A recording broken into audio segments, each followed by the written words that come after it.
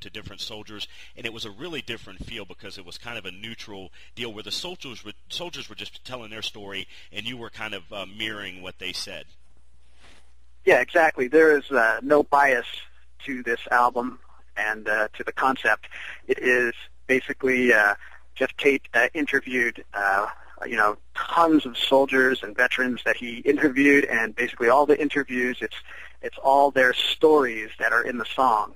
So that's basically the premise of this album. Yeah, and like I said, it's kind of difficult now to not choose one side or another, but that's one thing that Queensryche did very well in doing this. The last time I saw the band, Michael, was at Rocklahoma a couple of years ago, and there was the big theatrical production of Operation Mindcrime. I know the latest tour kind of hit on Rage, and then, of course, American Soldier and Empire. With that Operation Mindcrime, I came away with a couple of feelings from the show. I said, that was really great for us, the fans, to see a big theatrical production like that. But I would think from a band standpoint that could either be a real pain in the ass or something that's real cool to do. How was that for you guys, and do you see yourself doing Mindcrime like that again on stage?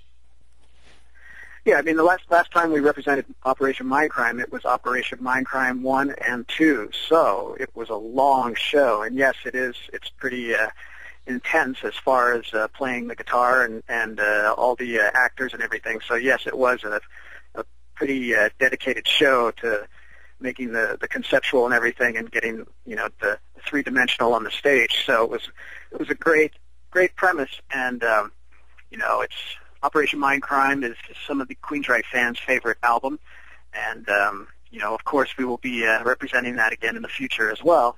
And but in this thing we wanted to do suites to represent some of the older albums like Rage for Order and Empire. So that's why we did kind of a 3-suite tour. And we did last year, it was over 100 shows that we did, and we went to a bunch of different countries as well. So it was a very good, positive year of touring. Yeah, and this was the first time I'd see Queensryche where Michael Wilton was actually handling a lot of the heavy lifting on lead, and it was interesting, and you did a fantastic job. I just wanted to pass that along. Well, thank you. Yes, I'm a fan of Sylvester Stallone, so I'm listening. I hear you. You've been, obviously Queensryche went from something where, like a lot of bands, obviously, I mean, you're not the first band to follow this format, Michael, and you know this, but you went from playing the garages and the birthday parties and things like that in the Seattle area before there was a Seattle scene, and you blew up into a worldwide sensation. What advice would you give to not just up-and-coming guitar players, but up-and-coming musicians, songwriters? We always are interested to hear what musicians say in that regard, Michael.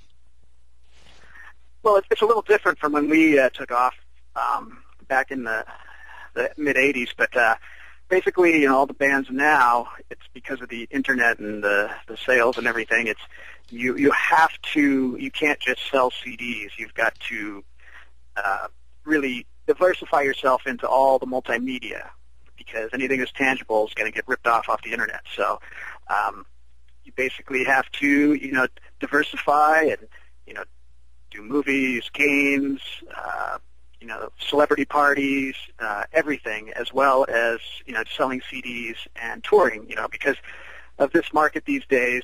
A lot of the CDs are being torrent and ripped off the internet, so it's almost as if CDs are just promotional right now, and they're being ripped to MP3, so they're squashing all the sounds, artists that are trying to do great sounding CDs. So, a lot of fans are just using the CD as a promotional tool to get their band on the tour and to promote that as well, because that's where the income comes now these days, is touring.